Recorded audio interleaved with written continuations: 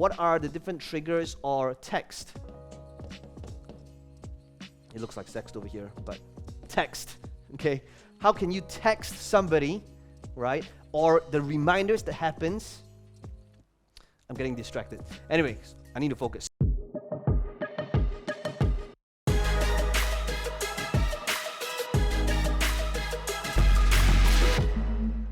Seven marketing predictions you gotta be ready for 2023 if you wanna be able to dominate.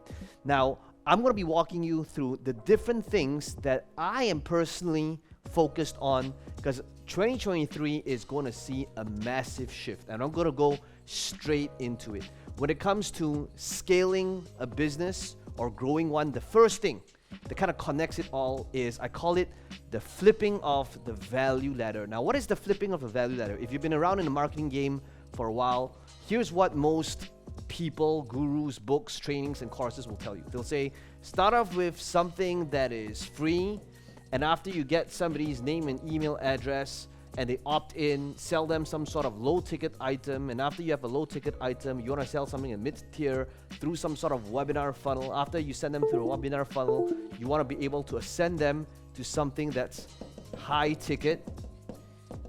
And apparently I can't spell as well. So you want to be able to ascend somebody through this thing known as a value ladder, which has kind of worked in the last decade or so.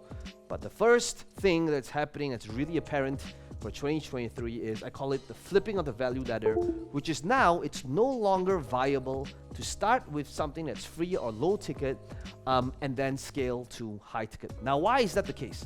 You see, over the years, one of the things that we have done for a really long time is literally sell low ticket items. And for a really long time, my model has been, let's deliver value first with some sort of low ticket item. We'll do free plus shipping. It could be books. It could be a $7, $50 item, so that we can deliver value first, demonstrate to our audience that we can actually help them by actually helping them before ascending them to the next thing, if we are the right fit. Now, we did that very successfully. In fact, we've scaled that to over 8 figures. However, there's a problem for 2023 and beyond. And in fact, it's already happening right now. You see, the typical low ticket model or free, where you run ads, to this model over here, the first problem with this model now is that if you were to do this at scale, and if you try to acquire a customer for a low ticket product, this could be a book, this could be something that's $50, it's $7, typically it's really, really tough to be profitable front end, where you're running ads to this, because typically if you were to run ads to, say, a free plus shipping funnel, to acquire a buyer for a free plus shipping funnel, to get somebody to buy a $10 book, will cost you about $50 at scale. Now, I know some of you that could be going, well, that's not true. You know, I've ran ads for a low ticket item and I can acquire a customer that's based in the US for $20. Yes, if it's to warm and hot audiences at a small budget, sure. But once you start scaling it, you're gonna notice that the cost to acquire a customer at that amount is not sustainable. And chances are it's gonna be $50 or more. And in most cases, you should be happy if you can acquire a buyer for free. But for most people, even then, that's gonna be really hard to do. So what does this mean? Flipping off the value ladder means, right now, it should be looked down from a top-down approach, where you gotta think about, how can I begin with a high ticket instead, right? So this would be some sort of maybe an appointment funnel. And the good news is, a high ticket funnel is actually significantly easier to build than a low ticket or a free funnel. Why? Because you don't need the order bumps, you don't need to have the upsells. It's literally, or the back end, it's literally just add to some sort of video that pre-qualifies them to some sort of application page.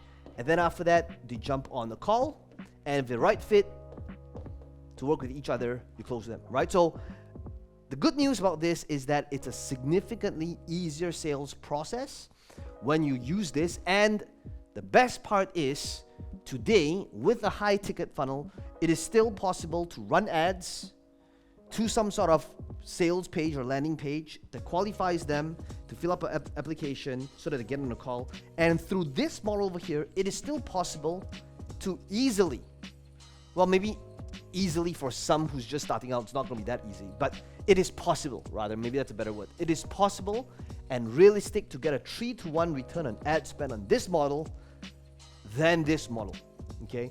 Gone are the days where you could run ads to some sort of automated webinar that happens that every hour on hour and get 3-to-1 return instantly on the front end, right? Those are the days of 2016 all the way to 2019, you know? Same thing over here, right? To get a 3-to-1 return on a low-ticket product, gone.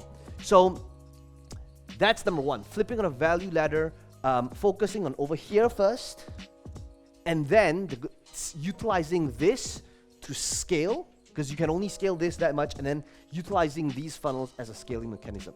So that's number one. Number two, the next big marketing prediction is the rise and the continued rise of ad cost, okay? Don't shoot the messenger. It is literally what it is. Now, why is that the case? If you think about what's happening in the world right now, people's attention span is falling, right? There's so much distraction out there. That's number one. And number two, supply. Now, what is supply? Supply is falling. Supply is basically the content creators putting out content on, say, platforms like Facebook. And guess what? I feel old for saying this, but the younger guys, girls, they're all on TikTok. And so for platforms like Facebook, where they're losing content creators, which means there's less supply, and guess what? For demand, people still need leads, people still need sales, businesses still need more reach and leads and revenue online. So guess what? These businesses, there's still the demand for it. So demand remains unchanged, but supply is going to fall. So just like all of the previous years, especially with, you know, Facebook and Apple still being at war, I expect ad costs to continue rising, but it's not all bad news, which brings us to number two, which means, right, continued rise of average cart value means that the focus here is on the back end, okay? So this is linked to number one. If you understand the flipping of the value ladder, that means we got to be able to focus on how do we continue close high ticket so that we can still be profitable upfront and make this model work, because a 3-to-1 return on ad spend on that model, those days are gone, okay? Which then is linked to number three, okay? Number three means it's the rise of the importance of your CRM, which stands for Customer Relationship Management, and making sure that you have some sort of system or process or backbone in order to make this happen. You see, if you want to be able to make this model work, if you have just a couple of calls a week, that's easy, right? You could put people into some sort of manual Microsoft Excel spreadsheet and track these calls. But once you start scaling this, it's going to drive you insane if you do not have a CRM to back this up. What is the importance? So that's number three, right? The rise of the importance of the CRM to back up your high ticket is more important than ever. Why? Because when you start getting leads in here, you want to be able to have the automations in place so that when somebody books a call, right, is there an automation that kicks in for their follow-up email sequence that reminds them for the call? Is there an automated sequence or trigger that happens if they booked on the call but didn't show up, right? Or if they showed up and made a commitment to purchase but they haven't purchased yet. So there needs to be these different automations and triggers for people so that from the time they are a lead all the way until they check out, you got to be able to map out that entire process within your CRM so that these automations and triggers will take place, right? So that's number three. In order to prepare for yourself for this, right, the importance of CRM, it's basically when somebody books a call or if somebody's a lead, right? Think about the entire process that happens and what are the different automations that needs to be built in order to make this happen. So when they book the call, right, what's the first possible outcome that could happen, right? They book the call, but no show.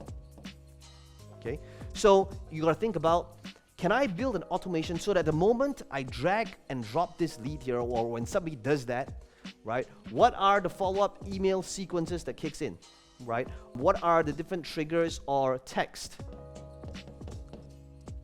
It looks like sext over here, but text, okay? How can you text somebody, right? Or the reminders that happens. I'm getting distracted. Anyways, I need to focus. So ultimately, we gotta be able to think about like, what are the automation cases? What's the next possible outcome? The next possible outcome could be the case that maybe they booked a call, they showed up, and then at the end of the call was like, I'll need time to think about it, right? So they expressed interest, but they didn't give anything. So it's kind of like still pending, right? To follow up. Right? So you gotta think about what are the different automations over here. Or maybe they showed up and then they said, I'm in, but they haven't made payment yet. So now there needs to be a different set of automation in order to follow up with this. So if you want to be able to get the edge in 2023, this is what most marketers lack, right? Most marketers lack over the last decade is this. For a really long time, marketers are thinking, oh, I need to run ads, I need to have funnels, I need to have some sort of presentation, and then that's a thing, right? Most marketers do not have a solid back-end system that handles their leads from the time they become one, all the way to being closed in an automated manner. Which brings us to number 4. Now, quick thing about number 4, I want to be able to do a quick plug. So this is where our software sales process comes in. Our sales process is much more than just a CRM. It is an entire system that manages this entire framework over here with all the automations, all the emails, all the reminders built in, including funnels, including the reminders, so that it replaces your funnel building software, it replaces software like Calendly to manage your calls, it replaces your customer relationship management with all of our best practices when it comes to the funnel, when it comes to the automations, when it comes to email sequences, with all of the text pre-built inside your account with literally the same systems and processes that we've utilized for clients, all plugged in where you are good to go, and you just need to either fill in the blanks and plug and play. Okay, so that's the shout out to the sponsor for today's video, which is myself. And hopefully you can go check us out. It's a free 14-day trial in order to show you how you can literally get this up and running in a day. Okay, so let's move on and go to number 4. Number 4 is basically the on-demand world that we're living in. Okay, now what is on-demand world? If you think about consumer behavior today, we are all spoiled. Okay, we turn on the TV, right? TV's obsolete. It's everything's on demand. The movie's on demand. We want to be able to decide and choose what kind of series, what kind of movies we want to be able to watch now. If you want to get transport, right? It's no longer taxis. It's like on demand. I want somebody to pick me up right now at this specific location, right? Amazon, right? Amazon Prime, same day shipping. All these things has made us live in a world where if we want to be able to have something, if we want to have a question answered, we want to be able to have that question answered now, right? And in fact, if you think about it, probably, a decade from now, we're going to move from on-demand to like, you should be utilizing AI to predict what it is that I want, right? How dare you ask me what it is that I want, right? You should be able to tell what it is that I want before I even know what it is that I want, right? That's probably going to happen 10 years from now. But for now, in the in-demand world that we are living in, this means that in order to satisfy this, number 4 is and to prepare for this, this is basically the importance of chat. Okay, the importance of chat. So what is chat? This is basically when somebody lands on your page, the question is, do you have some sort of chat widget that allows you to speak to them instantly so that if they have a question, it goes straight to you and you get notified? It doesn't necessarily mean you need to have a live support agent, but it just means that if somebody fills up the form on your page because they had some sort of question, you get notified so that you or somebody in your team could respond immediately. Because if you can do that, this is what's going to immediately drive up your conversions. In fact, if you take a look at all of our pages right now on the bottom right-hand side, there's always a chat widget. Why? Because here's what we noticed, and you probably realize this as well. Has this ever happened to you before where you landed on a page, you had a question, but you were too lazy to ask that site or email them your question? Because of that, you just left, right? Guess what? That's happening to your product and your landing pages right now. Okay, so this means that you want to be able to have some sort of chat widget on your site, right? These conversations also mean, that brings us to number 5, okay? Because of the on-demand world that we're living in. Number 5 also mean the rise of, and this isn't exactly new, but this is something that we're focused on a lot more on, which is messenger ads, okay? You might notice some of the ads that I run is no longer specifically just to a link. A lot of times, it would be to either comment below. What am I trying to do? I'm trying to get people into a conversation, okay? To either comment below on the ad, or so that we can send them a DM, or run ads as a messenger ad so that we initiate the conversation. So that's number 5, okay? Utilizing and focusing on conversations and even running ads to conversations, because it's linked to number 4, the on-demand world that we're living in. So this means that every single time I run an ad, well, not every single time, but a majority of these ads right now is getting people into a conversation, right? Sending us a messenger text or running ads straight to this conversation. Now, why is that the case? This links back to number 4, because now when a person is speaking to us, so let's say we want to send people to a specific link, right? A typical ad just sends people to like, hey, if you're interested, click on this link. Rather than giving the link, okay, what do we do instead? We say, comment below, right? Or send me a DM, right? What is the purpose of this? To get some sort of engagement. Now, to get an engagement, it is significantly cheaper and easier for this ask than to get somebody to click a link. On top of that, the spillover effect is that now, you might notice some of our ads, it's got like over 1,000 plus comments. So this brings up the social proof and engagement as well.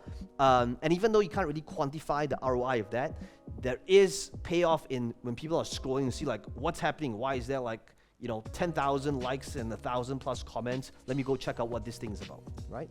So it doesn't end here. So number 5 also means through a messenger ad, you want to be able to have a process to prepare yourself for this, for 2023, because the ad cost is rising. So this also means that you want to have some sort of automation that when somebody requests for this link, as part of your automation, you want to be able to ask them for their email. And when whatever it is that they respond in that email, so, right, whatever at gmail.com, this detail over here goes into your list or your CRM, okay? Which by the way, a quick plug for our software over here. That's what our software does. One of the triggers that happens is running ads, getting them into a conversation, because significantly cheaper that way, so that as part of the automated conversation, we ask them for an email, they reply to us their email, and their first name and last name is automatically pulled from Facebook, and it goes into the CRM. And that brings us to number 6. And number 6 is all about events. So as I'm taking a look at this camera over here, so you guys can actually kind of see like what I've been looking at, right? Kind of ignore the faces over here. We were doing a tech check for one of our events before this. But ultimately, number 6 is that events are not going anywhere. So I'm talking about virtual events. I'm talking about live events. It's already come back strong, okay? And people say, does that mean like virtual events are dead? No, virtual events are here to stay.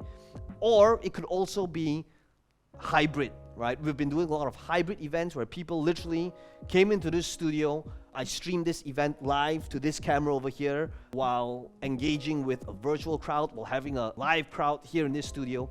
So whatever it is, events are still going to be the best way you get high-ticket clients, your best clients, while engaging and serving your audience at the highest level. Okay, so whatever it is, if right now you do not have events in your mix, you gotta be able to have events, because this is how you'll be able to add the most value to your audience, and that is also where you'll be able to attract your best ideal dream clients. And again, this is where you'll be able to send these people the easiest into high ticket, into this entire ecosystem.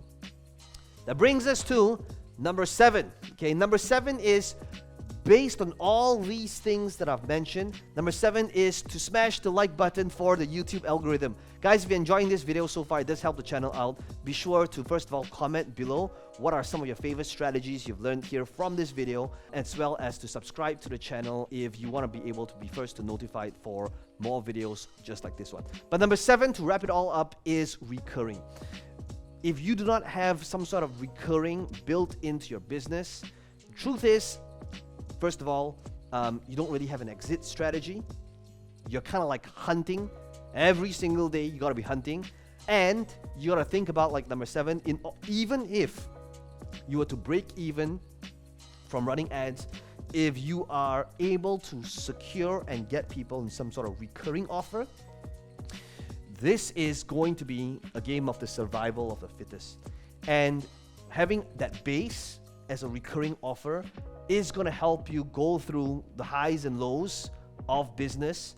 And you got to be able to think about, how can I have a recurring built in as part of my entire business model, so that I have a business that is truly automated, scalable, and you have an exit strategy. Not because you want to exit the business, but at least if you choose to, you actually could. Okay, so hope you enjoyed this video. Let me know in the comments below which one's your favorite one. If you want to truly get good at marketing in 2023 and beyond, be sure to binge watch this entire playlist that's going to appear in front of you in about 3 seconds.